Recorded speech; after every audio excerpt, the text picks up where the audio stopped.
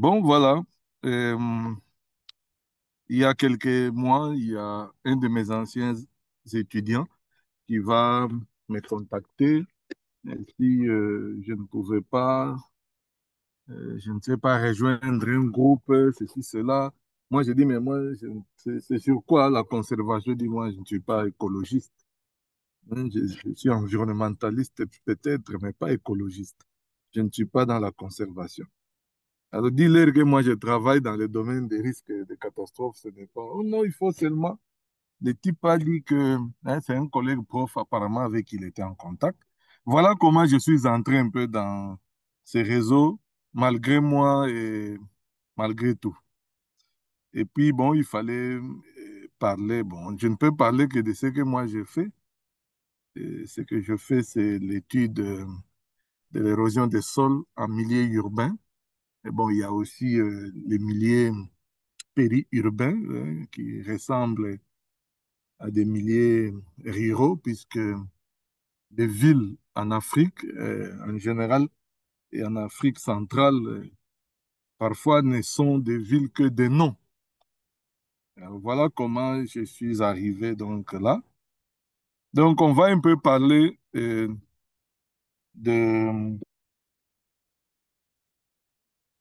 de l'érosion en milieu urbain. En 2008, si je ne me trompe, on se rend compte avec des collègues belges que l'Afrique centrale en général, en particulier la RDC, les villes, surtout qui se trouvent dans la partie sud de la RDC, sont ravinées, sont victimes de l'érosion ravinante. Et même parfois certaines villes de grands lacs, notamment euh, au Rwanda comme au Burundi, on s'est rendu compte que, et c'est une collègue du labo à l'époque qui en a parlé dans une conférence en Afrique du Sud, si je ne me trompe. Mais le travail était en groupe, donc voilà. C'est ce qui m'a donné les idées, moi, avec le temps, de pouvoir mener une recherche beaucoup plus approfondie sur l'érosion en milieu urbain.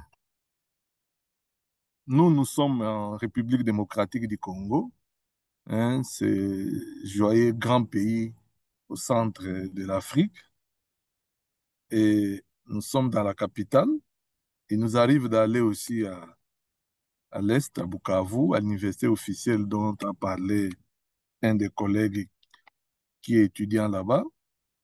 D'ailleurs, j'interviens parfois là-bas, mais au niveau de l'école doctorale. Donc, voilà. Et la ville de Kinshasa est en général comme un amphithéâtre.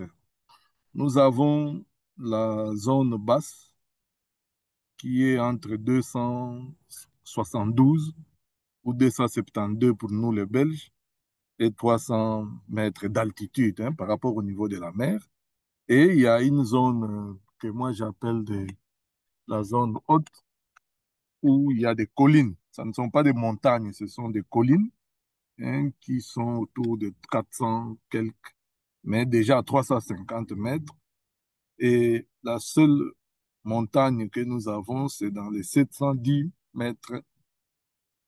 Et donc, cette photo vous donne un peu une idée du relief et de la ville de Kinshasa. Donc, quand je parlais de l'amphithéâtre, vous voyez ici en 3D comment est la ville. Ici, nous avons le fleuve Congo qui nous sépare avec Brazzaville ou la République sœur du Congo.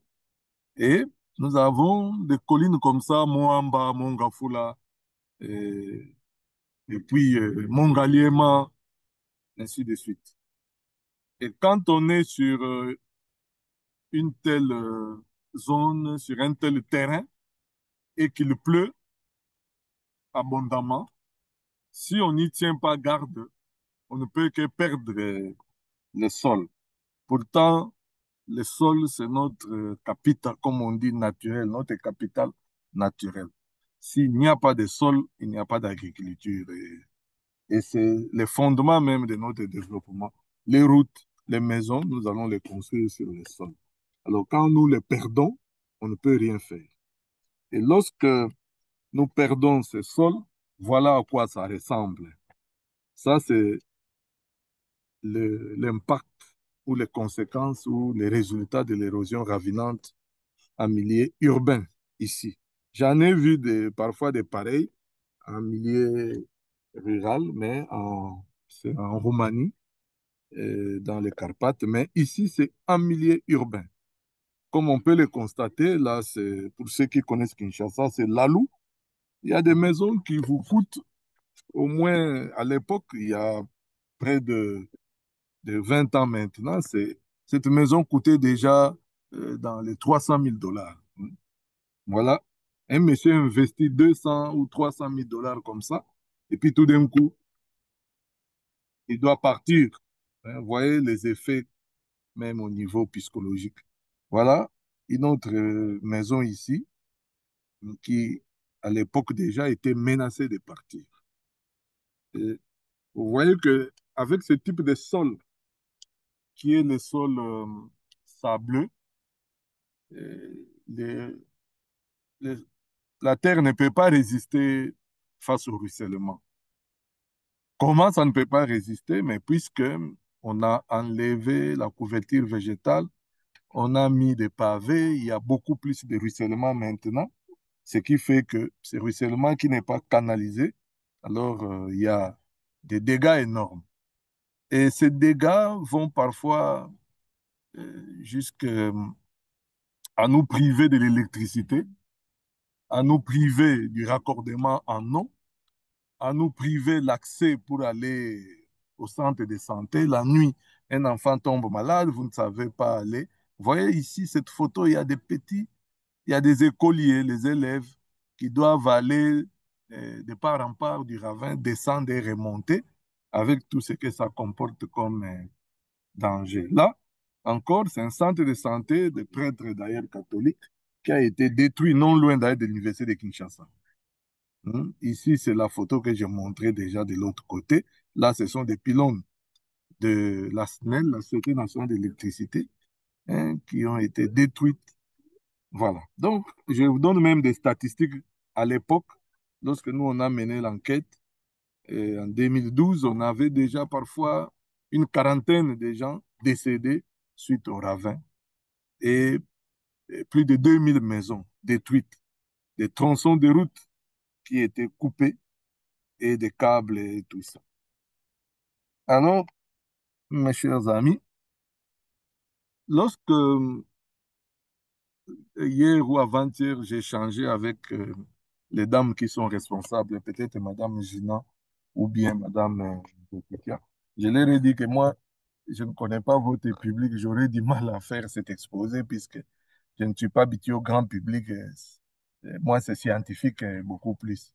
Mais curieusement, ce sont des scientifiques qui sont là.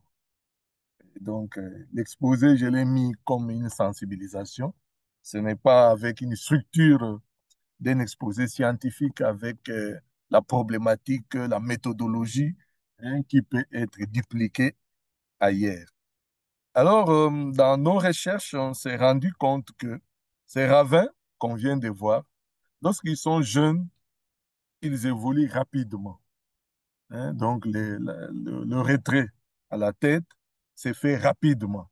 Et parfois, il y en a qui atteignent presque 250, bon, 240, disons, euh, mètres par an de recul de la tête. Et il est arrivé en une nuit dans un quartier aussi hyper de Kinshasa où on a perdu 300 mètres hein, lors d'une pluie à Maman Mobutu.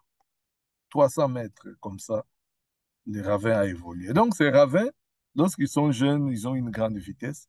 Et quand ils vieillissent, la vitesse diminue. Vous voyez, ça tend presque déjà vers 5 mètres par an, 10 mètres ou plus tard, ça peut aller peut-être à 0 mètre quand c'est 40 ans. Là, on s'est arrêté peut-être à 35, 37 ans, mais peut-être qu'à 50 ans, hein, les vieux ravins de 50 ans peut-être sont déjà stables, mais c'est une stabilité aussi qui n'est pas, comme on dit, c'est une stabilité apparente.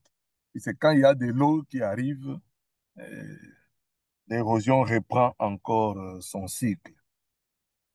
Et pourquoi, quand ils vieillissent, la vitesse descend? Puisque, de quoi? Puisqu'ils n'ont plus assez d'eau qui arrive. En érodant la terre, ils bouffent. Les ravins bouffent, ou l'érosion bouffe en bouffant la terre, ils bouffent la zone contributive, la zone qui fournit l'eau à la tête du ravin. Alors, avec tout ça, on s'est rendu compte de choses qu'on peut rappeler ici pour certains et informer aux autres. Normalement, dans la ville de Kinshasa, on ne peut pas avoir de ravin, puisque les collines ont une forme convexe, les sommets des collines, et les pentes sont faibles pour la plupart. Et donc, s'il doit y avoir érosion, ça doit être sous forme de splash, hein, une pelle en goutte de grains seulement. Ce n'est pas vraiment un ravinement. Et d'ailleurs, les anciens, les premiers géomorphologues qui ont travaillé ici, comme Diplou, et comme Rolls, les Savates, en essayant avec les sables traceurs, ils sont arrivés à cette conclusion que on ne peut pas avoir une érosion ravinante ici, puisque les pentes sont très peu sensibles au ruissellement. Il n'y a pas concentration de l'eau, puisque c'est des pentes qui sont convexes. Alors, quand est-ce que dans ce milieu, il y a ces problèmes de ravinement? C'est lorsqu'il y a changement dans l'occupation du sol. Lorsque on a déforesté, on a désherbé, on a enlevé la végétation et on a mis de maisons, de routes. Alors, on a imperméabilisé le sol pour des raisons de l'urbanisation. Cela a amené une concentration des eaux. Et cette concentration se fait souvent par les routes, hein. Ce sont les routes qui concentrent le plus ces ruissellements. Alors nous, on a mené des expériences sur le terrain, ça c'est en 2011 si je ne me trompe, avec un simulateur de pluie. Nous avons tenté de voir qu'est-ce qui se passe exactement. On a cherché plusieurs types d'occupation des sols à travers la ville de Kinshasa pour voir comment ça devait réagir. Nous nous sommes rendus compte que là où il y a une bonne végétation, d'ailleurs, ici où on se trouve, ici où on se trouve, c'est les Raifte, non loin de l'université de Kinshasa. C'est dans le campus même universitaire, voulais-je dire. Et voilà,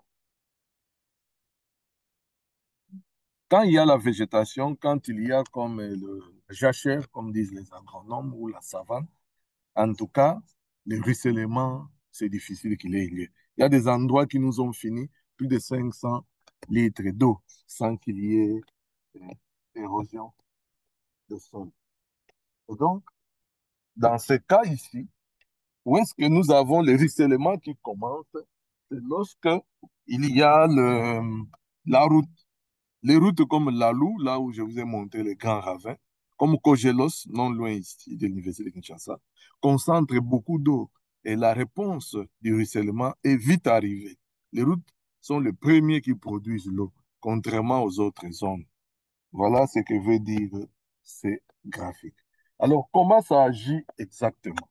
Ça agit de trois manières.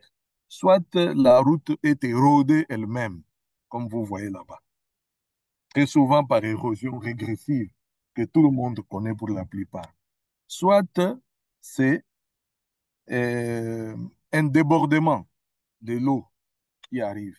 Mais quand il y a débordement, c'est d'abord une érosion progressive, hein. Après, ça peut aller l'érosion que tout le monde connaît, que non, l'érosion recule. Mais au début, quand il y a débordement, c'est l'érosion progressive. D'ailleurs, en anglais, nous avions qualifié ça à l'époque de Lick Goli, ravin de débordement. On a mis ça dans la littérature. Et C, nous avons euh, aussi dans des endroits où, curieusement, on ne peut pas avoir de ravin sur des pentes obliques, mais curieusement, il y a des ravins. Pourquoi? Puisqu'il y a des chantiers que l'eau suit. Par exemple, ceux qui connaissent l'université de Kinshasa, tous les piétons là qui quittent les quartiers périphériques et qui montent sur les campus, les sentiers qu'ils utilisent, c'est des ravins plus tard. Donc, c'est c'est ce qui menace même l'existence de l'université de Kinshasa. Cette situation-là des Lick Goli, des ravins de débordement, on peut bien voir ça ici, sur la route université de Kinshasa, au niveau de Kimwenza, où l'eau, ici, a érodé, d'abord a débordé à partir de là, et puis après ça a commencé à bouffer la route elle-même. Et ça, plus loin, il y a eu un grand ravin qui a nécessité plusieurs dizaines de millions de dollars pour être stabilisé et reprendre la route. Et donc, pour comprendre tout ça, d'où est venu ce problème dans la ville de Kinshasa, il faut comprendre l'expansion, l'occupation spatiale dans la ville. Lorsqu'on regarde au début la ville, hein, en vert, si je ne me trompe, moi, je n'ai pas fait l'école maternelle. Ça, c'est vert, oui. C'est là où, en 1957, où s'est limitée la ville de Kinshasa.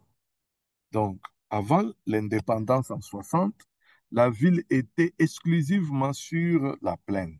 Il y avait seulement quelques enclaves sur le plateau ou les collines, notamment Mont Galliema et l'université de Kinshasa.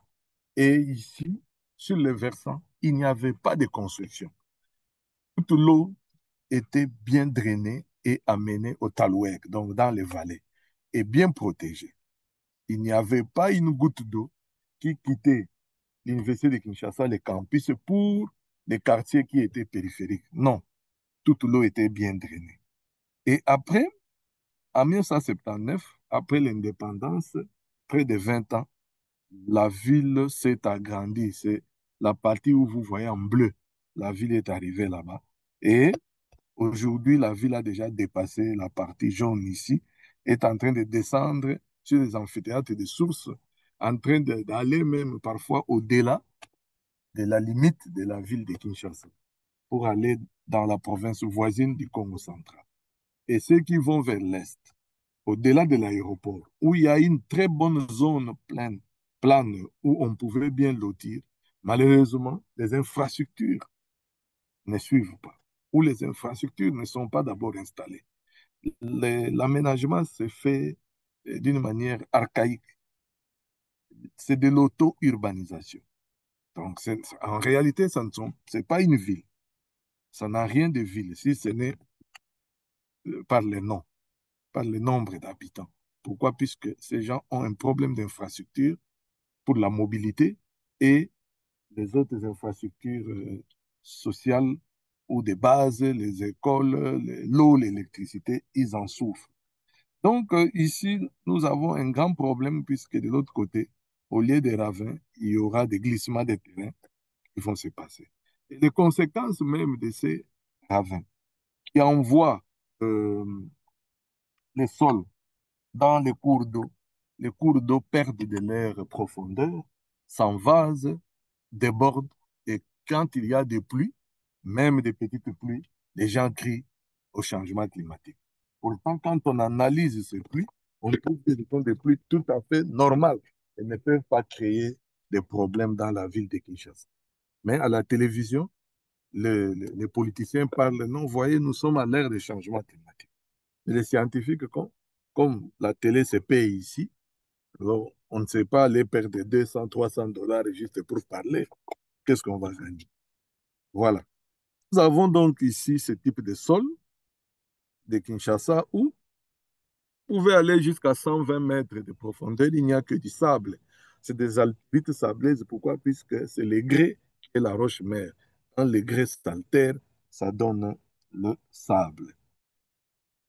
Et un de mes anciens étudiants, un de mes doctorants, qui est maintenant collègue, le docteur Eric, quand il était encore euh, étudiant, il a fait un inventaire pour voir comment on peut stopper, quelle est la méthode, l'approche, la technique utilisée par la population qui est hein, une bonne mesure qu'on peut divulguer partout, to mitigate, par exemple, pour atténuer les revenus. Malheureusement, il n'en a pas trouvé une seule. Il n'y a pas une de bonne mesure. Donc, nous pensions trouver vraiment une bonne mesure. Il y a des puits perdus, comme vous le voyez, parfois maçonnés, parfois non, avec des sacs de sable. Parfois, il n'y a rien même.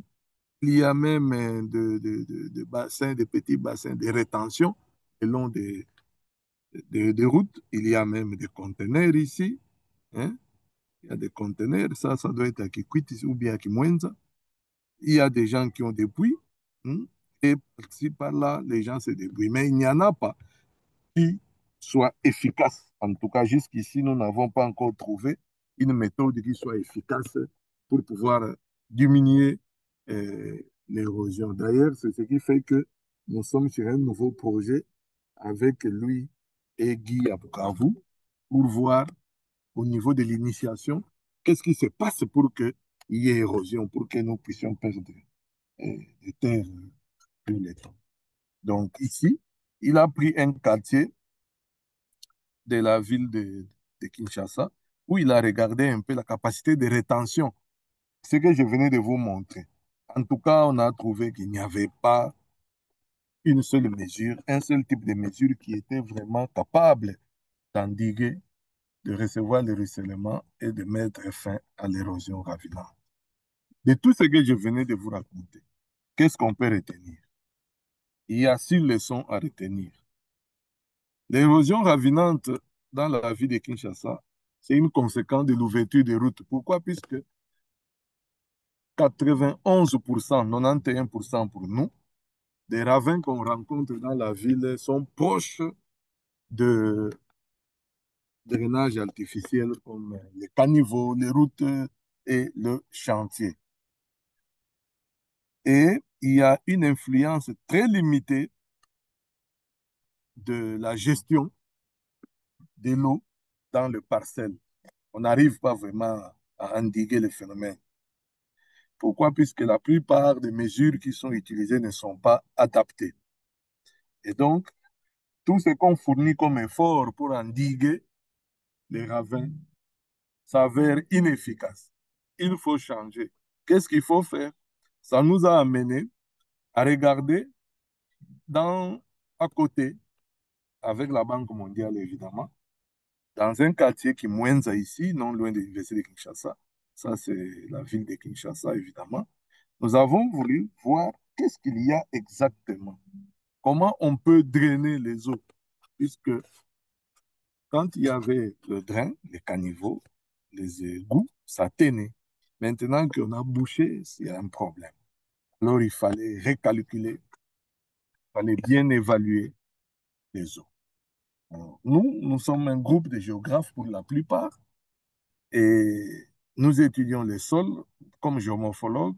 Il faut décrire d'abord les terrains. Il faut décrire les terrains. Là, c'est l'Université de Kinshasa. Ici, c'est la zone de la mission catholique Kimwenza, qui est bâtie sur un petit plateau. Et nous nous sommes rendus compte que, en général, dans la ville, les pluies n'ont pas changé. Nous sommes dans une zone tropicale humide de type AW4. A pour dire que nous sommes dans une zone humide, W pour dire qu'il y a une saison sèche, et 4 pour dire que la saison sèche dure 4 mois. Il pleut en moyenne annuelle 1400 mm, mais c'est en train d'augmenter petit à petit. Mais ce n'est pas encore une augmentation significative, statistiquement significative. Non, pas encore.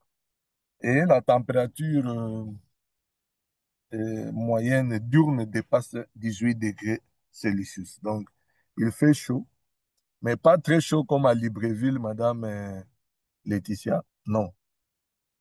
C'est à, c'est à Kisangani, il fait très chaud comme à Libreville, mais pas ici, où il pleut à tout moment comme à Libreville. Ici, il ne pleut pas comme ça. Alors, nous avons délimité, pour voir ici, les bassins versants, puisqu'il fallait calculer les quantités d'eau qui tombent dans ces bassins versants. Il fallait vérifier la pente et faire l'histogramme des fréquences pour vérifier les liens qui existent entre l'érosion et les écoulements superficiels, puisque c'était très important pour nous. On se rendra compte que 80% des terrains lotis à Kinshasa en général, en particulier dans les sites de Kimwenza, ont une pente supérieure à 8%, alors que les terrains plus ou moins plats ne représentent que 5%. Avec ces pentes, quand il y a la végétation, il n'y a pas de problème.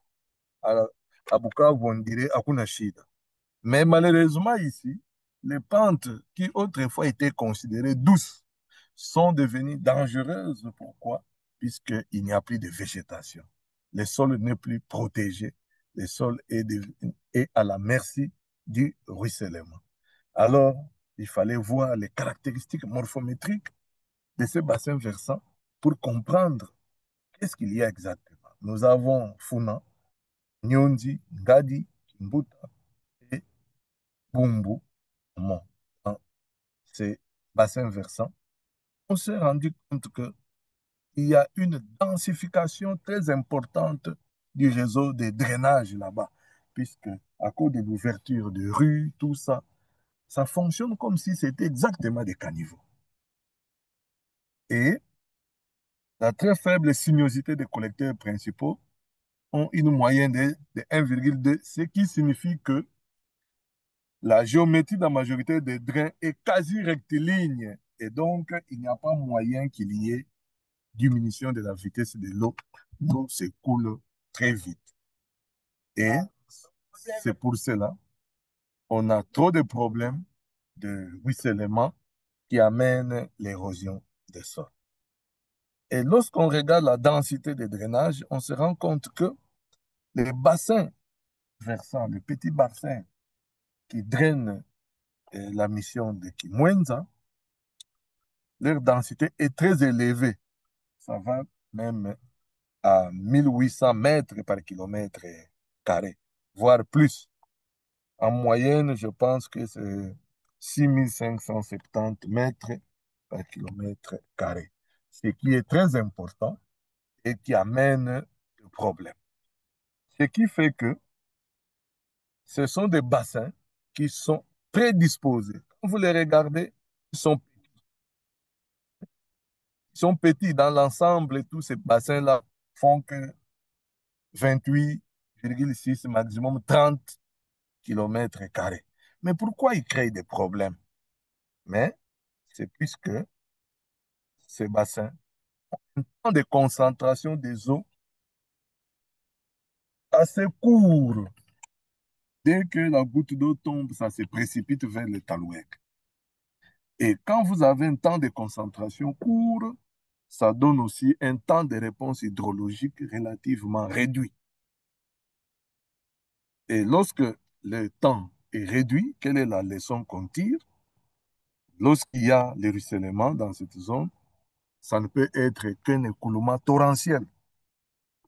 Surtout que nous avons une déforestation, nous avons une imperméabilisation des sols, malgré les pentes qui sont faibles.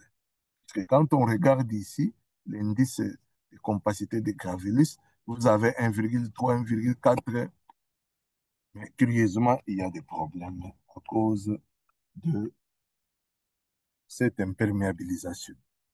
Bon, ici, c'est pour voir la concentration des eaux, bon, c'est tellement trop important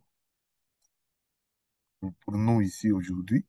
C'est pour voir quels sont les sites où on doit mettre les drains pour nous qui concentrent plus les eaux. Parce que pour nous, il faut nécessairement qu'il y ait un réseau de drainage important. Il faut récupérer les eaux et les amener au Talouet. C'est comme ça que nous avons calculé des quantités d'eau qui tombent grâce à une station géométrique qui se trouve ici, non loin de la zone de Kimwenza, ici au campus, où nous avons refait tous les calculs possibles pour revoir, pour bien dimensionner notre... Qu'est-ce qui se passe? Sorry, un truc qui s'est incrusté là. Ah, OK. Et comme il y a des assistants chercheurs ici, des étudiants, il faut savoir que lorsqu'on étudie l'érosion des sols, ce qui est plus important, ce ne sont pas les hauteurs d'eau, ce sont les intensités des pluies. C'est ça qui crée des problèmes. Lorsqu'on regarde ces intensités, on se rend compte qu'elles sont entre 21 et 50 millimètres par heure, mais ça crée trop de dégâts. Et d'ailleurs, lorsqu'on regarde la pluie qui crée des dégâts à Kinshasa, ce ne sont même pas d'abord des grandes pluies, c'est des petites pluies. Une pluie avec 24,9 mm, déjà, elle crée des problèmes. Il inverse. Les 24,9 mm crée déjà des problèmes en 24 heures. Pourquoi? Puisque il y a imperméabilisation du sol. Je ne sais pas pourquoi j'ai oublié la photo où je montre ici sur le campus le, la concentration du ruissellement sur les allées ici qui sont pavées. Je ne sais pas pourquoi j'ai oublié cette photo. Donc ici, nous avons voulu faire avec Gambel pour voir, faire une analyse fréquentielle des pluies actives. Puisque moi, j'avais cherché à connaître exactement les pluies qui créent l'érosion des sols. Ce ne sont pas toutes les pluies qui créent l'érosion. Et, curieusement, parfois, c'est des petites pluies qui nous font des problèmes. Donc, les gens qui crient à la longueur des journées au changement climatique, parfois, ils doivent apprendre à se taire puisqu'ils n'ont pas l'information scientifique. Ils doivent chercher l'info là où il y en a, mais ils ne cherchent pas, mais ils crient toujours au, au changement climatique. Alors, comme je disais, nous voulons évacuer les eaux. Ce qui est important pour nous, c'est de connaître les intensités maximales pour bien dimensionner les systèmes de drainage, de routes et de petits ouvrages d'art. Et c'est comme ça que nous nous sommes mis avec des séries chronologiques de Binza, qui est la station de référence, pour voir comment, quelle est la quantité d'eau qu'il faut évacuer. En 5 minutes, 30 minutes jusqu'à 1 heure, quelle est l'eau qu'il faut évacuer.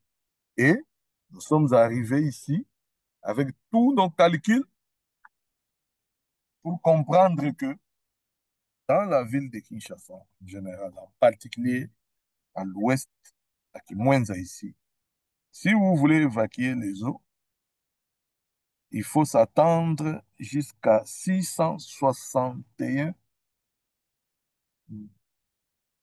millimètres ou litres plutôt d'eau par seconde par hectare qu'il faut évacuer. Donc, si vous voulez réussir à endiguer l'érosion dans la ville de Kinshasa, il faut savoir que la, la quantité la plus importante d'eau qu'il faut évacuer, c'est 661,1 mm, voulais-je dire litres par seconde par hectare. Mais le plus petit, c'est 224 environ litres par seconde et par hectare. Donc, si vous faites des caniveaux principaux qui n'ont pas cette capacité de 660 litres par seconde par hectare, il y aura toujours des problèmes. C'est comme ça que nous avons proposé, comme on peut le voir ici, nous avons proposé des drains pour résorber la problématique du ruissellement. Donc, vous allez voir comment, à partir de notre légende ici, comment nous avons fait des calculs pour pouvoir évacuer l'eau et amener dans les talouègues ou dans les ravins. Ce travail a été publié déjà, donc vous pouvez lire sur Internet, soit en anglais, soit en français, ça dépend de vous. C'est publié, estimation des débits, des ruissellements, patati patata. Donc, si vous mettez Makanzu, Kimwenza, vous allez voir ça. Et, et donc, le collecteur principal doit être calibré avec un débit de 661 et les autres, bon, le plus petit peut être de 223. Si vous mettez que de 200, là, vous aurez toujours des problèmes. Nous avions aussi à l'époque recommandé, puisque je n'ai pas bien fouillé les photos, les organisateurs savent que je n'étais pas là, j'étais trop pris, j'étais à l'étranger. Alors, il y a des photos que je n'ai pas montrées ici où la route de Kimwenza a été coupée comme vous n'avez pas d'idée. Alors, il fallait trouver des solutions, il fallait remblayer, il fallait ramener. Ici, nous sommes une délégation de la Banque mondiale avec la présidence de la République ainsi que le prêtre de Kimwenza. Nous, on a donné comme conseil qu'il faut réduire le ruissellement par le fonçage des puisards végétalisés.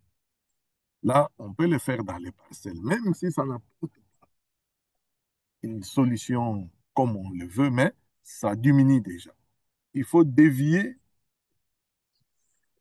l'eau de ruissellement à la tête des ravins, par des collecteurs maçonnés, de la crête jusqu'à la vallée. Mais ça doit se faire par des moyens publics, pas les citoyens. La communauté n'a pas l'argent. La stabilisation des ravins non routiers, des techniques de bioaménagement en terrasse, avec les vétivers notamment, une plante qui tient bien. Mais tout ça, il faut surveiller. Sinon, c'est une perte de temps. Par rapport à la route, on a dit qu'il fallait l'équipe des ouvrages de drainage adéquats. C'est fait, évidemment. L'application de la purge en cas de bon, ça, c'est le remblayage, c'est ce qui est en cours. Et la route est revenue. Malheureusement, je n'ai pas la photo ici. Et comme c'est des problèmes qui se passent dans des quartiers où il y a beaucoup de gens, il fallait conseiller aux bailleurs de fonds, à la Banque mondiale, de pouvoir financer des groupes de jeunes dans les quartiers en ce qu'on appelle IMO, haute intensité de la main-d'œuvre, pour pouvoir travailler, puisque ces gens ont besoin d'un peu de sucre, un peu de café, un peu de quoi, du thé, pour un peu de force pour travailler. Alors, ils se sont réunis autour des prêtres. Nous avons même estimé après de 1,5 million de dollars pour donner à ces groupes et faire des travaux communautaires pour pouvoir endiguer ces phénomènes. Mais les travaux de génie civil, ça, nous, on ne l'a pas fait. Donc, si je dois conclure, c'est exposé en plan de la dégradation des sols. J'ai commencé par dire, c'est vrai, vous, en tant qu'environnementaliste, vous voyez d'abord des sols pour aller cultiver, mais il faut savoir que nous, on voit ça aussi dans une autre dimension en géographie. Nous sommes en ville, on est en train de perdre là où nous devons nous installer. Et tout au long, je vous ai montré que les ravins envahissent les paysages de Kinshasa, en particulier de Kimwenza, et emportent des infrastructures importantes comme les écoles, les routes. Pourtant, on n'en a pas assez. Et pourquoi? C'est à cause de la mauvaise gestion des eaux de ruissellement.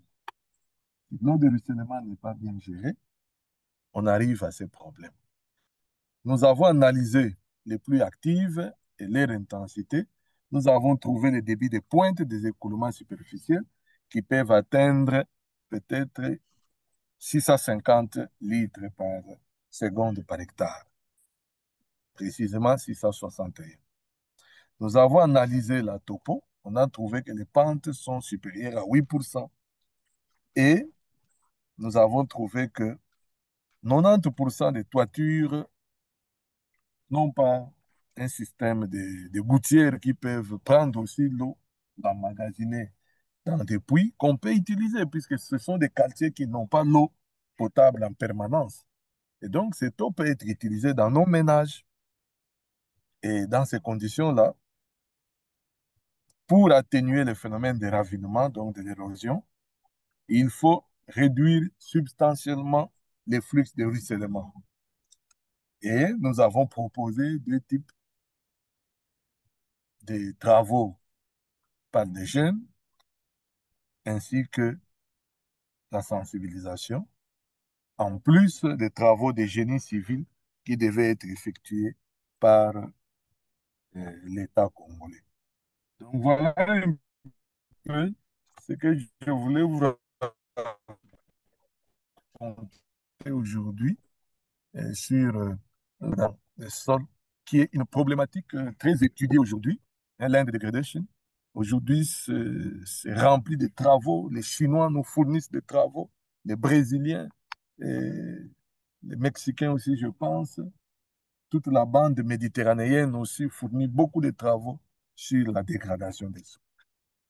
Nous, on étudie ça en ville, c'est vrai, mais nous pouvons étudier aussi en campagne ou dans les plantations.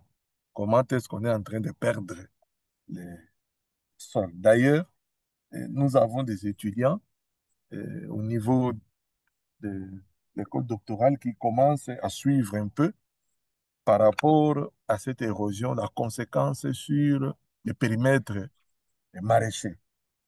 Est-ce que la fertilité des sols maraîchers n'est pas en train d'être mise en cause à cause de l'ensablement, par exemple?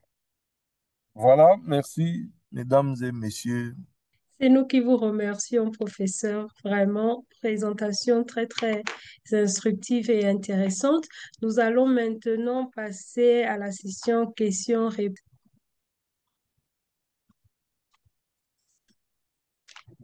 Alors, merci beaucoup, docteur Laetitia, de nous avoir accordé la parole. Je suis Jafet donc je suis la présentation depuis Montpellier, en France. Je suis très content de la présentation du professeur. Je l'ai raté en 2020. Il devrait m'enseigner un cours de statistiques spatiales à l'INKIS, à la faculté de gestion, mais vu qu'il y avait un problème de Covid, je lui ai raté. C'est aujourd'hui que je viens d'apprendre. J'ai écouté sa voix, il m'a enseigné à travers sa présentation. Alors, j'ai trois petites questions. Franchement, le travail m'a vraiment intéressé.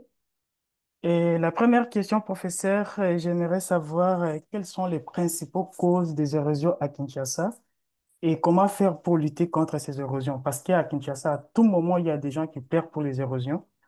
Et ça, c'est ma première question. Et la Oui, deuxième, je m'excuse, comme je ne note pas, je suis dehors. euh, on le fait vraiment d'une manière cavalière et comme des gentlemen. Je vais répondre au tic au tac, c'est mieux. parfait. Le premier facteur, c'est le manque de réseau de drainage des eaux de pluie. Il n'y a pas un réseau de drainage dense des eaux de pluie. C'est ça qui cause des problèmes, puisque l'eau, comme nous avons enlevé la végétation, avec les sables, les sables, c'est du matériau non cohérent. Et donc, quand il commence à partir, ça part indéfiniment jusqu'à ce que ça se termine. Et ici, ça va se terminer comment? Lorsque la partie qui fournit l'eau n'est plus très vaste pour pouvoir amener beaucoup d'eau qui doit éroder, hein? Que nous, on a qualifié de zones contributives, hein? Alors, ça, c'est de un. De deux, c'est du fait de l'urbanisation qui a créé des problèmes. Puisque quand il n'y avait pas de maison sur ces collines, sur ces versants, il n'y avait pas de ravins. Que personne ne vous trompe. Nous avons des images avant l'indépendance, dans certains quartiers qui n'étaient pas lotis, il n'y avait pas de ravins. L'érosion était en nappe, comme partout à travers le monde. Hein, ça part, mais vous ne voyez pas. Mais une érosion ravinante, hein, en voyant des gros trous comme ça, impossible. Et pourquoi? Nous sommes venus, on a enlevé la végétation, nous avons mis nos maisons. Alors, en mettant nos maisons, la toiture n'est pas imperméable, elle n'est pas perméable, elle est imperméable. Elle fournit beaucoup d'eau.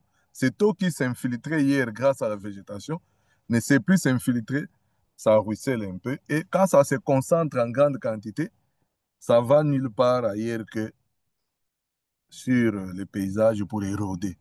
S'il y avait des caniveaux, là, on pouvait récupérer à chaque sortie d'une parcelle l'eau et l'amener à la vallée. Ça ne créerait pas de problème.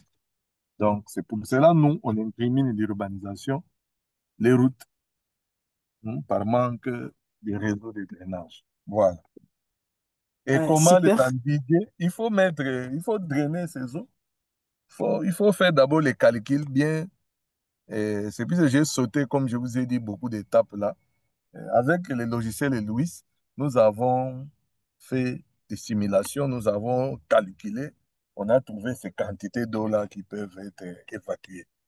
Et très souvent, nos amis ingénieurs ne les font pas, hein. Ils font des dimensionnements comme ça à la va-vite, sans connaître exactement quelle est la quantité d'eau qui tombe dans ces bassins versants-là. Voilà. Merci beaucoup, professeur. Je poserai juste une question parce que la deuxième question, déjà, j'ai quelques éléments de réponse. Je me suis dit, vous Oui. avez présenté une carte qui montre l'évolution du bassin versant. Là, vous avez souligné que Kinshasa n'est pas comme Kisangani où il fait chaud et il pleut abondamment toute l'année. Mais je me suis dit, est-ce que si on réfléchit que Kinshasa était comme la ville de Kisangani où il pleut abondamment toute l'année, que pouvez-vous prédire pour l'évolution de la ville de Kinshasa d'ici 2050 par rapport aux érosions qui causent trop de dégâts à Kinshasa? Et quand on lotit un terrain à Kinshasa, et dans les 5 à 8 ans qui suivent, il y a les ravins qui commencent, hein, du moins les collines, quand ils sont lotis, hein, là où on lotit Et quand je te répondais pour la première question, peut-être je peux ajouter que normalement, quand on devait lotir ces collines, on devait rester sur les sommets et laisser les versants tranquilles. Lotir les sommets, drainer l'eau. Mais maintenant, on lotit même les versants, alors sans drainer l'eau, ça crée des problèmes. Donc, plus il y aura et l'imperméabilisation du sol à cause de l'urbanisation, plus il y aura des problèmes d'érosion. D'autant plus que dans le changement climatique, on prédit que les extrêmes vont se renforcer. Donc, nous qui avons de l'eau, on en aura davantage. Donc, plus il va pleuvoir, plus il y aura des problèmes. D'ailleurs, dans des colloques, moi, je leur dis que avant, vous nous avez appris nous avons appris plutôt que c'est l'intensité des pluies, oui. Mais aujourd'hui, on voit que même des petites pluies créent des problèmes. Pourquoi? Puisque l'eau ne s'infiltre pas, papa. Ça peut amener même un enfant de quelques années comme ça, hein. Ça t'amène. Il y a des voitures qui sont parfois amenées par... Regarde dans la ville de Bukavu, ceux qui sont à Bukavu, quand il pleut, ce qui se passe. C'est dangereux, hein. Il y a il y a une voiture. Une fois, on a perdu une avocate qui venait de l'église. À bord de sa rave, 4 là étaient emportés par l'eau de ruissellement. C'est le même phénomène. Donc, s'il y a de fortes quantités comme à Kisangani, mais la ville va disparaître au niveau de la colline. Même la ville basse, puisque tous ces ravins, mais les sols là qui étaient érodés dans les ravins, ça va où? Il y a des ensablements sur la plaine, à Kisenso, à Matete. Il y a des maisons, des gens qui ont plus d'1,60 m, ils ne peuvent plus entrer debout. Ils doivent se courber. Il faut avoir 1,20 m pour entrer debout. Pourquoi? Puisqu'il y a ensablement. Et de deux, pourquoi il y a beaucoup d'inondations actuellement dans la ville de Kinshasa? Mais l'une des causes, c'est cet ensablement qui vient des ravins, ce sable qui va obstruer les drains naturels. Voilà. Maintenant, il n'y a plus de profondeur dans la rivière Njili et toutes les rivières de la ville. Et on a des problèmes. Et au-delà, ça va même impacter les barrages d'Inga. Avant, il y avait le dragage à tout moment. Maintenant, il n'y en a plus. Et ces ravins, ça vient, c'est de partout, dans toutes les villes sur les plateaux, qui quittent Kenge, qui quittent Chikapa, Kananga, Mbujimai, il y a des ravins. Et ce sable qui est arraché vient jusque dans les cours d'eau. Voilà un peu. Merci beaucoup, professeur. Je m'arrête là. Je laisse la parole aux autres. Merci, camarade, merci beaucoup. Ok, merci pour la question, Jafet. Monsieur Josué, vous pouvez prendre la parole.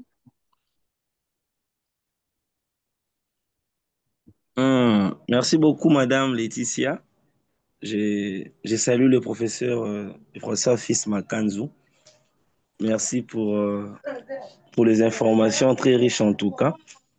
Professeur, moi, j'ai une préoccupation parce que je suis quinois. Alors, il y a une mauvaise habitude où nous pensons que on peut endiguer les problèmes liés au ravin en y mettant les déchets. Vous voyez, aujourd'hui, Mama Benga, comme on appelle ça à Lingala, dont les gens prennent Mhm, des déchets ménagers et puis ils jettent ça dans les ravins. Et bizarrement, ça répond aussi à des fois. Moi, je connais des ravins qui ont disparu. Bon, des ravins, mhm, pas vraiment des hautes profondeurs, mais qui ont disparu mhm. avec les déchets. Là. J'avais une préoccupation parce que vous avez parlé que c'était une soirée de sensibilisation. Quel est votre commentaire par rapport à cette attitude, d'autant plus que ces déchets sont biodégradables? Et dans l'avenir, quels seraient les risques que ces ménages seraient en train de courir? Là, c'est ma première préoccupation. En Ah fait, oui, voilà. non, C'est on ça, va oui. y aller. Oui, mollo, mollo, puisque je ne note pas. Oui, oui. Évidemment, nous avons, de moi-même jusqu'à mes étudiants, on a souvent évalué ces problèmes, mais on n'est pas encore arrivé à les lier à la santé publique, hein, à mener une étude un peu qui lie la géographie à la santé publique. Ça, on n'a jamais pris quelques ravins où on jette les déchets ménagers, par exemple, pour voir quel est aux alentours le problème que ça pose, analyser même ces déchets-là, quelle est leur composition exacte. Bon, nous savons que c'est des déchets ménagers, mais est-ce qu'il n'y a pas de gaz qui se forment après fermentation, ceci, cela. Et je dois avouer que cette technique tient, surtout à la tête des ravins.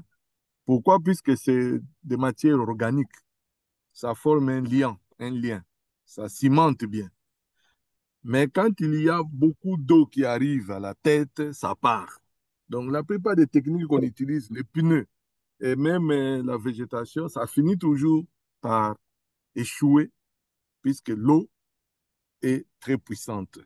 Et la nature, vraiment, elle aime rester dans ses droits. Quand vous perturbez ses droits, ça vous emporte même vous-même. Donc, l'appréciation, elle est mitigieuse. Et malheureusement, nous n'avons pas encore évalué sur le plan de la santé publique leur impact. Et comme vous nous rappelez, avec les amis de l'école de santé publique ou bien de médecine, nous pouvons voir si on peut mettre un étudiant pour voir un peu cette problématique. Voilà. Hmm. Ok. Merci beaucoup, professeur. Ma dernière préoccupation, pour ne pas abuser des temps des autres, c'est que je vous ai suivi dans la présentation, aussi dans la réponse à M. Jaffet, revenir sur le concept réseau de drainage. Bon, en tout cas, je suis ignorant par rapport à ces concepts. J'aimerais savoir, à part les caniveaux, quel serait autre constituant d'un réseau de drainage? Parce que vous avez vraiment insisté sur ça, qu'on n'en a pas à Kinshasa. À part les caniveaux, parce que moi je me dis à part les caniveaux, alors je me pose la question de savoir quel serait le constituant d'un réseau de drainage. Voilà, merci professeur. Oui, mais c'est ça, il n'y a pas d'autre miracle, mon cher Josué. Ça peut être des égouts. Les égouts, vous ne les voyez pas, c'est souterrain, c'est enfermé. Ça existait en Mongaliema, ça existait ici à l'université de Kinshasa, ça existait aussi à Mama Mobutu. D'ailleurs, quand vous regardez Mama Mobutu, l'université de Kinshasa, Mongaliema, on a construit sur des collines, mais en drainant toutes les eaux jusqu'à la vallée. Et ça a toujours bien marché. Sauf quand nous, on veut faire les savants ou je ne sais pas l'idiot, hein, permettez-moi les termes, c'est alors qu'on perturbe la nature et du moins la ville. Donc, on ne peut pas ne pas drainer ces eaux-là. Il faut les drainer artificiellement. On ne peut pas les laisser courir elles-mêmes. Il faut les rassembler dans des caniveaux, dans des égouts et les amener en bas. Et quand vous les amenez en bas, si vous êtes ingénieur, mettait des matériaux comme les graviers pour pouvoir, comme dissipateur d'énergie cinétique. Comme ça ne peut pas éroder même les caniveaux lui-même.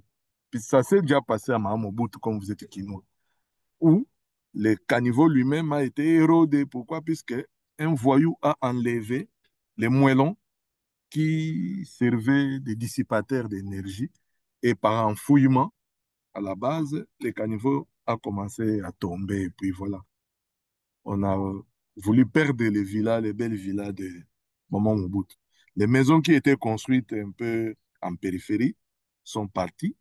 Et en une nuit, il y a eu 300 mètres de ravins qui s'étaient formés. Voilà un peu. Ok, merci pour les questions, Monsieur Josué. Merci aussi pour le thème de recherche, donc géographie et la santé publique. C'est ça. Donc, le prochain étudiant que le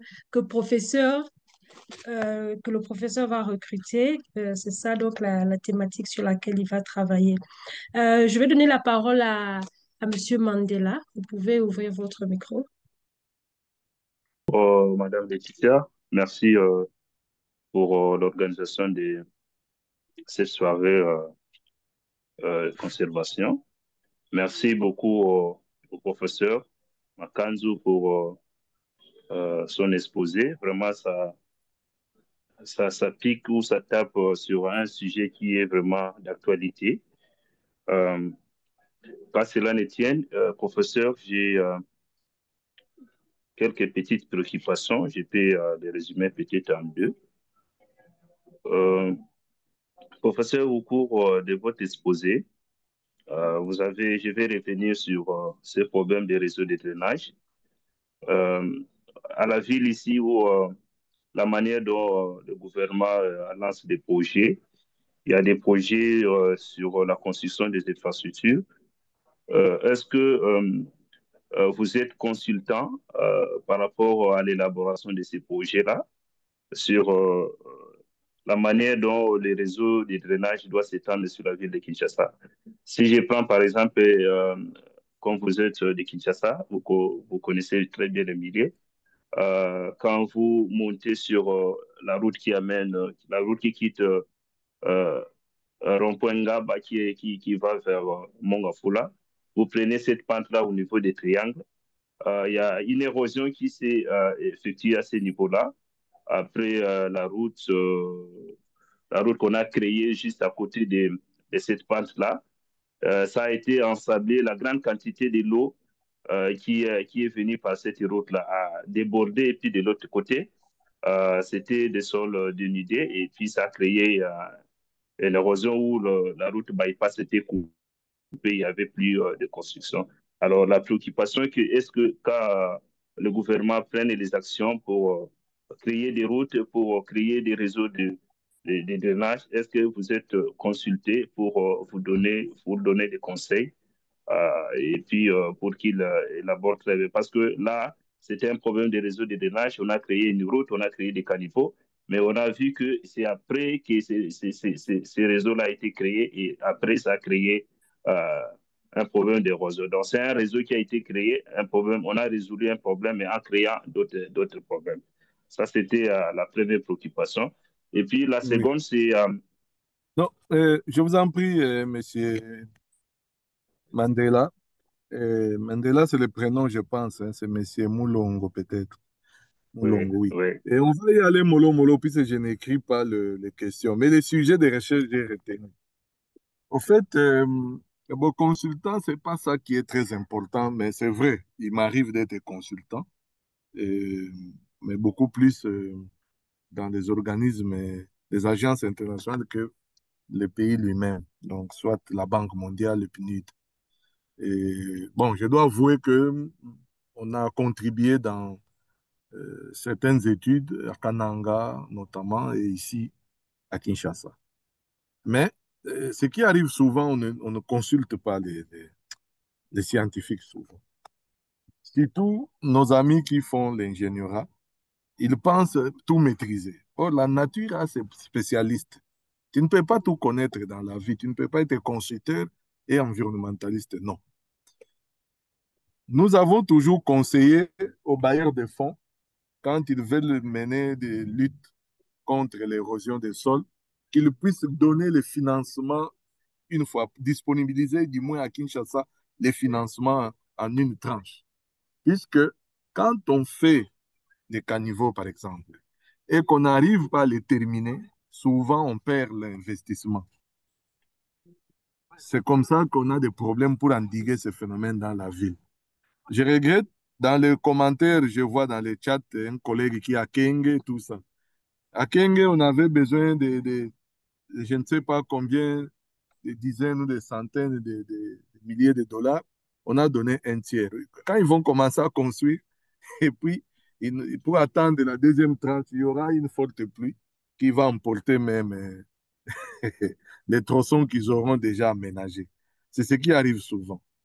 Pour ce qui est de l'endroit où vous venez de parler, je ne sais pas exactement si réellement ils ont construit les caniveaux avant. Mais vous savez pourquoi c'est arrivé. Vous voyez, quand nous on était jeunes, ou quand nous sommes arrivés à l'université de Kinshasa, il n'y avait aucune construction de ce côté-là. Aucune, je vous dis. Et la nature était en équilibre. Il y avait la végétation. Même si la végétation n'était pas dense. Quand il pleuvait, en tout cas, l'eau s'infiltrait, il n'y avait pas de problème. Mais les gens ont loti là-bas. Ils ont mis des maisons. Ils perturbent l'équilibre hydrogéomorphologique. Alors, qu'est-ce qui se passe? Quand il pleut, il y a des problèmes. Puisque c'est le sable. Le sable ne peut pas être érodé, ne peut pas résister au ruissellement. Et peut-être qu'ils ont construit les caniveaux avant, mais est-ce qu'ils ont bien protégé à côté là? Non, parfois. C'est ça qui crée des problèmes. Et donc, c'est des travaux souvent très mal faits, des travaux non achevés. C'est ça qui nous crée des problèmes et on perd de l'argent de temps à autre. Voilà ce que je peux vous dire. Ouais, pour finir, pour ne pas aussi abuser de beaucoup de temps, les autres poseront des questions. Il y a aussi un aspect que vous avez soulevé sur l'auto-urbanisation suivie de constructions mal faites. Et c'est la cause derrière de ce que vous avez soulevé quand vous avez monté la carte. Quand la ville était occupée à un tiers, il y avait moins de problèmes. Maintenant que la ville est entièrement ou est en train de partir à s'étendre, il y a des problèmes qui en suivent. Alors, je me dis que Je vais donner la parole à Monsieur Zigabe. Oui, merci beaucoup, docteur Laetitia, pour la parole. Je remercie également le professeur Makanzou pour sa présentation. J'ai eu l'honneur de lire des articles qu'il a co-publiés de nos collègues Ali Obé et le docteur. Ils ont également le même problème à Bukavu par rapport aux érosions et qui sont malheureusement liées aux autres formes d'instabilité, notamment les glissements des terrains. Alors, professeur Makanzou, je voudrais savoir, vous avez parlé de dimensionnement. Mais par rapport à Bukavu, où déjà la géomorphologie prédispose la ville aux instabilités de divers types, je voudrais savoir par rapport au dimensionnement, pour une ville comme Bukavu, par exemple, qui est déjà bâtie, qui est déjà lotie, qu'est-ce qu'on doit faire? Est-ce qu'on doit changer le réseau existant, c'est-à-dire redimensionner le réseau existant, ou bien on doit carrément déplacer la population? Et la question ici peut être orientée par rapport à la ville de Kinshasa, s'il faut carrément déplacer parce que le constat a été fait que la ville a été mal urbanisée, du moins une grande partie. Est-ce qu'on doit déplacer la population? Est-ce qu'on doit redimensionner les réseaux de drainage existants ou comment? Et en dernier lieu, ce n'est pas une question, c'est une suggestion. Si vous pouvez nous donner des orientations par rapport à comment on peut avoir accès à l'essentiel de vos travaux, notamment les travaux qui ont été effectués et à l'issue desquels les calculs sur les quantités d'eau mobilisées ont été effectués, ainsi que le calcul sur les dimensionnements à faire. Merci beaucoup. Ah. Bon, je commence peut-être par la dernière préoccupation. Et si vous voulez lire mes travaux, vous pouvez vous adresser à Guy. C'est mon ancien étudiant, c'est pour ça qu'on a publié ensemble. Donc, je suis son patron. comme on dit. D'accord. Et nous sommes en train de lancer aussi un autre article. On a publié dans Nature, donc c'est le Oui, top des tops. oui, Donc, le top, le top, en tout cas. Oui. euh, on s'est promené à Bukavu, là-bas, dans les ravins, ici et là. Et si vous voulez me lire, donc, vous pouvez vous référer à lui. Mais il suffit de taper mon nom sur Google, Fils Makanji Mwangana. Vous verrez toutes les publications. Je suis dans Google Scholar, je suis dans ResearchGate, je pense. À l'Université de Kinshasa, je suis dans OIPER. Donc, la plupart de mes publications sont traçables. Il n'y a pas de problème. Soit D'accord. c'est en français, soit c'est en anglais. Bon, quand on a assez de données, comme il faut, c'est bétonné, bon, on publie en anglais dans des journaux high level. Mais quand c'est des trucs qui ne sont pas très bien bétonnés, bon, on le fait en français avec des petits journaux. Voilà. Donc, par rapport à votre préoccupation, si vous tapez estimation de débit, je pense que vous allez trouver. Sinon, vous pouvez m'envoyer un mail et je vais vous répondre sans problème, quoi. Je vais vous envoyer l'article. C'est en open access, donc il n'y a pas de problème. C'est D'accord. fils.makanzu@yahoo.fr. Sinon, fils.makanzu@unikin.ac.cd. Donc, je vous enverrai ça. Et là, il y a toute la démarche euh, méthodologique sans problème. Bon, ce qui est vrai, moi, je rêve qu'un jour, on peut commencer à, même dans certains pays aussi, on le fait. Moi, je vois de temps en temps, que ce soit en Occident, que dans certains pays africains, bon, des quartiers, des bâtiments qu'on casse et puis on refait. Hein. Mais nous, on peut raser des quartiers, comme je disais, puis on construit en R+3 ou R+4. Bon, pas au-delà des 4, puisqu'on aura des problèmes d'ascenseur. Mais connaissant nos pays, bon, j'ai besoin d'ascenseur. R+3, ça suffit, quoi. Oui, Et professeur, s'il vous plaît, sans pour autant vous couper la parole, pour le cas, par exemple, de Bukavu, les eaux quittent la crête du bassin tu vois, versant tu et vois, pour par exemple, à venir, Caral, oui, au campus voilà, de Caral, exactement. Et les eaux très viennent se loin là-bas. concentrer en grande quantité dans le Talouek, dans la vallée, si je peux le dire comme ça. Par conséquent, est-ce Oui. qu'on doit déplacer également les populations de la vallée? Non, Voilà. le problème, il faut revégétaliser les espaces qui ne sont pas occupés pour diminuer sensiblement le ruissellement et faire des calculs pour redimensionner les caniveaux. Bon, il faut reconnaître que dans certains quartiers, il n'y en a pas, puisque là où nous parlons, là, à côté du campus là-bas de l'IOB, on s'est promené en hauteur là-bas avec Guy, dans le cadre de sa thèse, mais comme à Kinshasa, ce n'est pas drainé, l'eau passe. Mais heureusement que le type de sol ne permet pas de creusement profond. Oui, c'est profond, Hein? c'est de l'argile, oui. Mhm.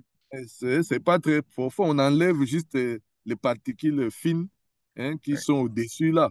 Mais si c'était comme nous ici, mais ça serait catastrophique. oui. Mais si vous allez à Panzi là-bas, là, il y a un cours d'eau là, quelque part à Panzi. À Kamagema, oui. Oui, mais là, c'est catastrophique. Oui, oui, oui. Mhm. Hein. Et c'est difficile d'arrêter. Alors, il faut drainer les eaux. Si vous ne D'accord, drainez merci. pas convenablement en faisant des calculs, bon, sans fausse modestie, quand j'étais directeur général à l'INBTP, l'Institut national du bâtiment et travaux publics, j'ai trouvé que les gens n'avaient pas l'esprit de conférence là-bas. Bon, j'ai organisé une journée scientifique où moi-même j'ai donné l'exemple pour. Euh, alors, quand j'ai montré ces calculs, comment on peut estimer le ruissellement, le président de la Fédération nationale des ingénieurs Mhm. BTP, Michel, qui est un ami maintenant, il s'est levé pour me dire, mais professeur, pourquoi vous cachez ces données? Nous, on en cherche. J'ai dit non, c'est vous qui ne venez pas les chercher. Oui. C'est vous qui ne venez pas poser les problèmes au bon endroit. Voilà un peu les problèmes qu'on a. Mm. Merci, prof.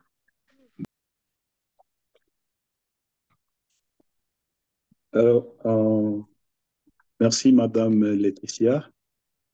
Merci beaucoup, professeur, pour la présentation. J'avais deux préoccupations, mais heureusement, il y a une préoccupation qui a été déjà soulevée par un collègue ici. qui a parlé de la pression démographique ou mauvaise gouvernance dans ce sens-là. Ma préoccupation maintenant est de savoir si il vous arrive de mesurer l'impact de l'agriculture urbaine et périurbaine sur l'érosion à Kinshasa. Merci. Merci beaucoup. Et je venais de le dire vers la fin de mon exposé. Nous avons maintenant commencé à le faire. J'ai dirigé deux travaux. Et, bon, un, je ne l'ai pas dirigé officiellement. C'est les mémoires de mon épouse qui avait repris les études pour le deuxième cycle. Elle avait fait gestion et puis elle a dit non, je dois faire l'environnement maintenant. Bon, on lui a imposé une année de mise à jour, de pré-licence. Et puis, elle a fait son deuxième cycle de 2 ans. Donc, elle a travaillé sur ça. Elle va continuer encore en post-grade. Et donc, nous avons commencé, mais ce n'est pas encore très approfondi. Ce n'est pas encore très approfondi, mais ce qui est vrai, il y a des conséquences déjà, et puisque, comme je l'ai souligné, ces ravins envoient les sédiments en bas. Souvent, ces périmètres maraîchers, c'est à la vallée, et ces vallées sont en train d'être endiguées, ensablées par ces sédiments.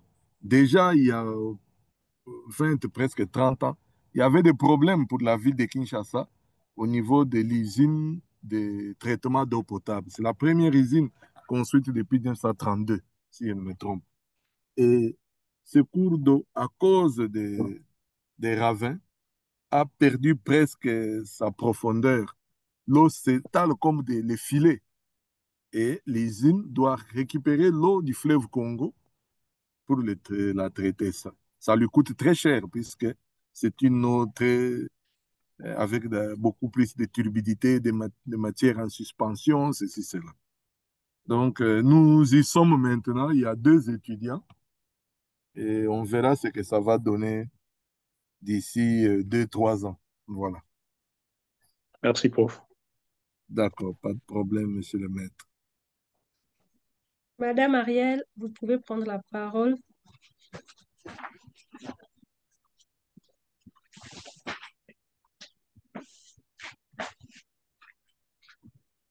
En fait, c'est pas vraiment une question, c'est ma petite contribution. Euh, Allô? Vous Oui, on vous Oui, nous vous reçoit. suivons. Mhm. On vous suit, madame. Ah, d'accord. Oui. Euh, Professeur, je reviens sur l'urbanisation comme l'une des causes des érosions à Kinshasa. Déjà, Mhm, ce que vous faites à Kimwenza, je suis de près parce que j'ai connu le docteur Eric, dont j'ai travaillé avec lui aussi. Donc, mhm. j'ai au moins l'idée de ce qui se passe de l'autre côté.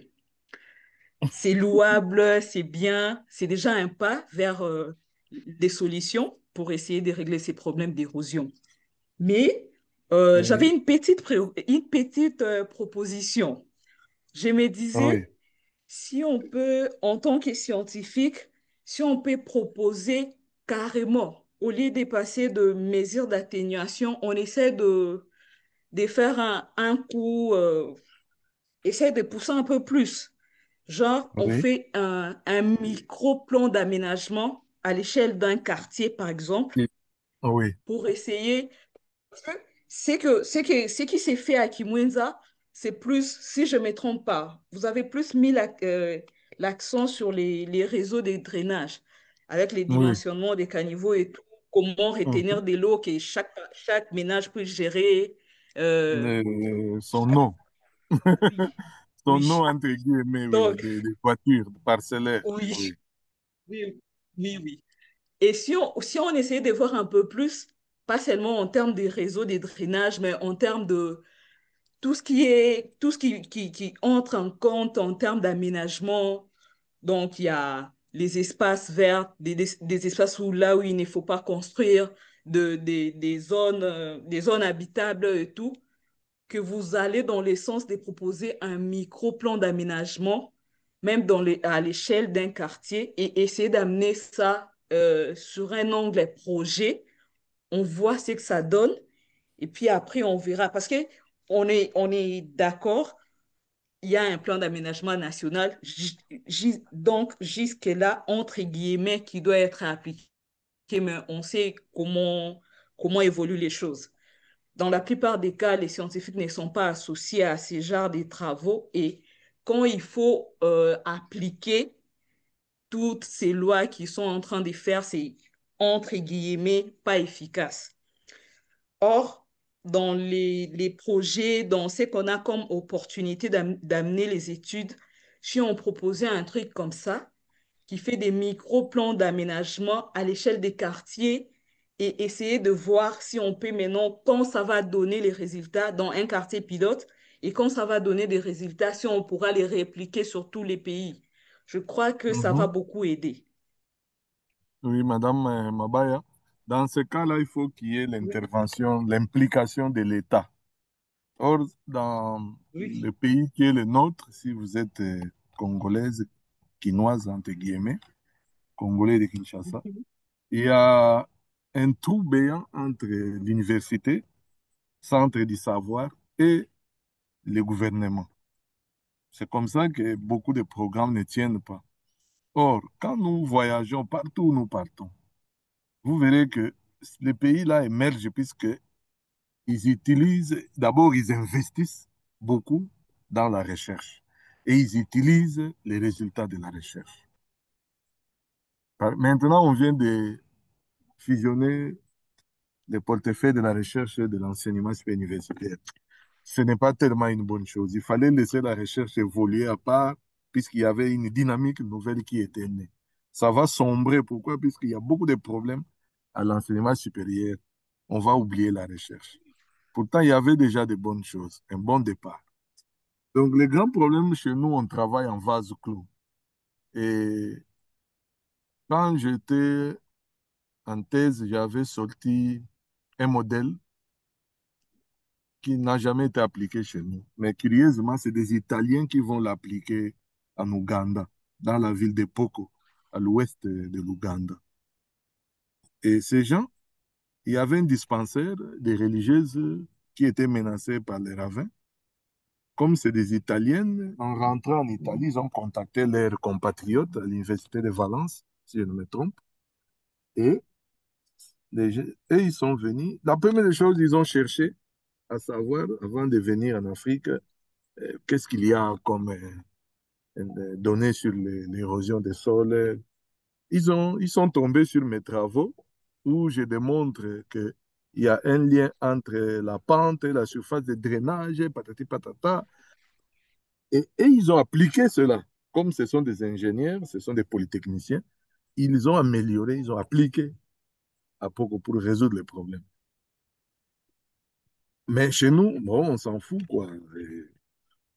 C'est pas ça qui intéresse les gens, ce sont les élections. Donc, ce que vous dites, c'est bien, on peut faire ça, mais il faut qu'il y ait, vous voyez ce qu'on appelle maintenant la politique de la ville. Hein, il y a un ministère qu'on appelle politique urbaine ou politique de la ville. Il y a même une dame, ministre déléguée. C'est des travaux normalement qu'elle devait faire. C'est des travaux comme ça qu'on devait. On prend Kisenso, on les ramène un peu au niveau de Lemba à l'époque, quand nous on était enfants, par exemple. Donc, bonnes idées, mais c'est l'exécutif qui doit. Nous, déjà pour financer ces recherches-là, on souffre. Eric est venu aujourd'hui encore à Kimwenza pour demander la permission qu'on installe des pluviographes ici et là. Puisque quand il termine la thèse, il a un petit projet là sur les ruissellements et Guy aussi a un autre petit projet à Bukavu et à Kinshasa. Alors, on doit continuer. Nous, notre problème, c'est celui-là. Je dois reconnaître que maintenant, il y a des petits contacts avec l'Office national d'aménagement du territoire. Bon, si ça approfondit, peut-être qu'ils peuvent profiter de l'expertise, mais sinon, souvent, c'est un passe-temps pour nous. Hmm. Merci pour toutes les précisions, prof. Avant de donner la parole à Dr Moukani, j'ai vite envie de lire dans ce qui est écrit dans le chat. C'est Monsieur Wilfried qui dit bonjour. C'est Wilfried depuis Bruxelles. Merci, professeur Fils Makanzou, pour votre exposé. J'aimerais savoir si la Metelsat dispose de données fiables concernant l'intensité des précipitations. Et prof a répondu, elle n'a plus des pluviogrammes, pas moyen d'avoir des intensités. OK. Donc, je vais donner la parole à Dr Moukani.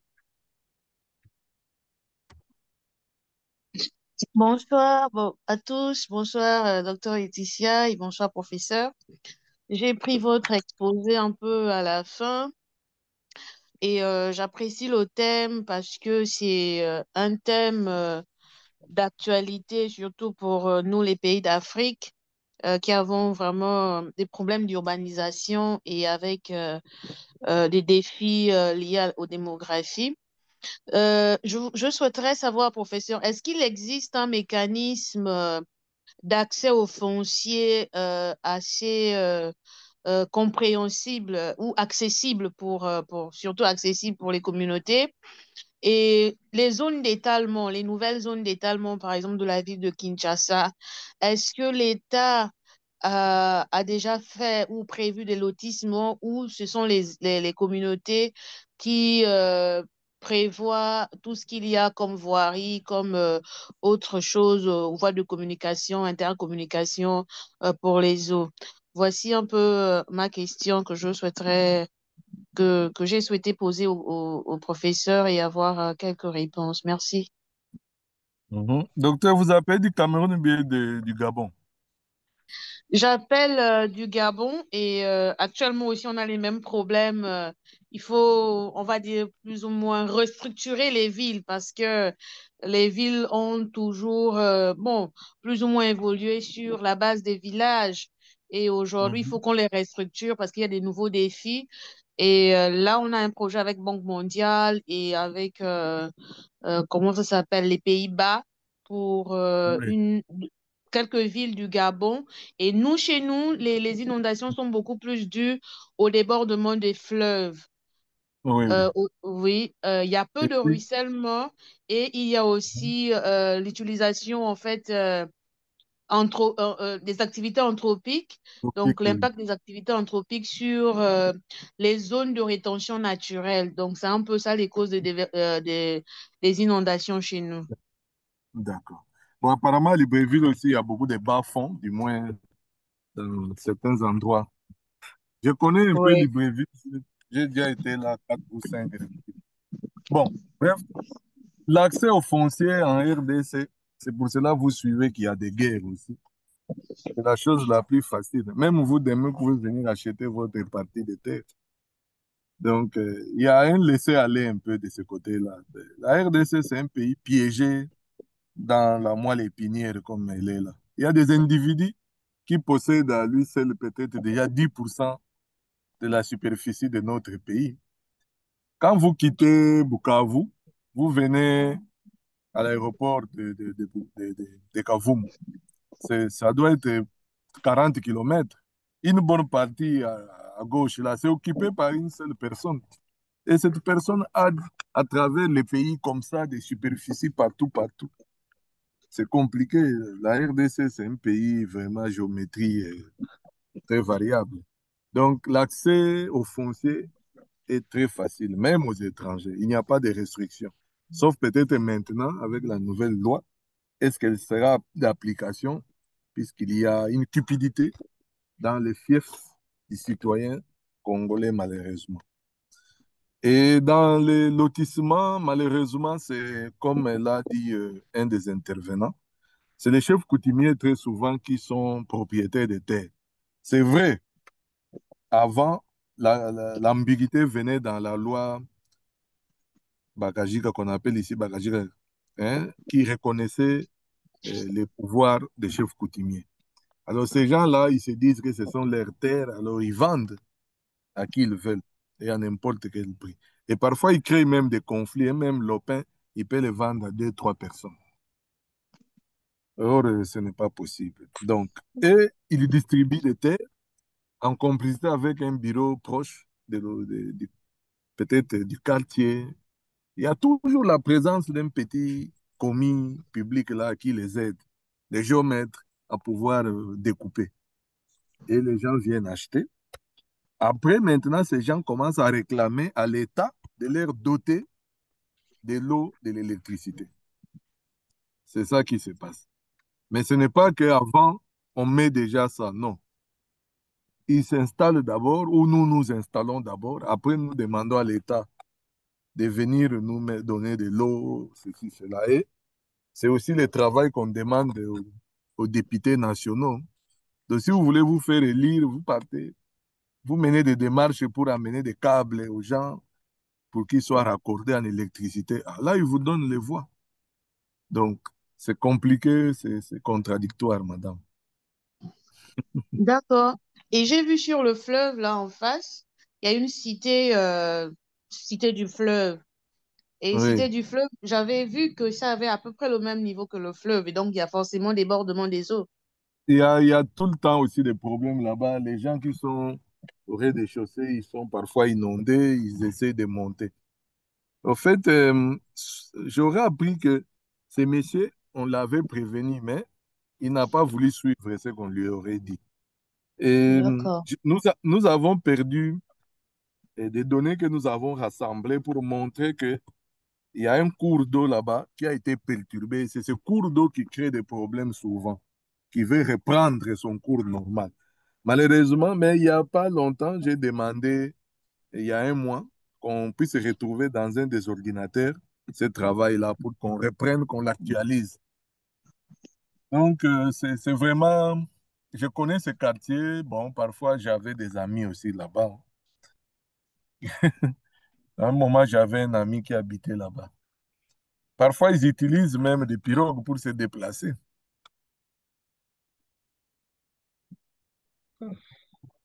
Mhm. Merci, merci. Je vais donner la parole à Madame Dungi. Vous pouvez ouvrir votre De micro. l'université de Kikwit, là. Vous m'entendez? Oui, oui.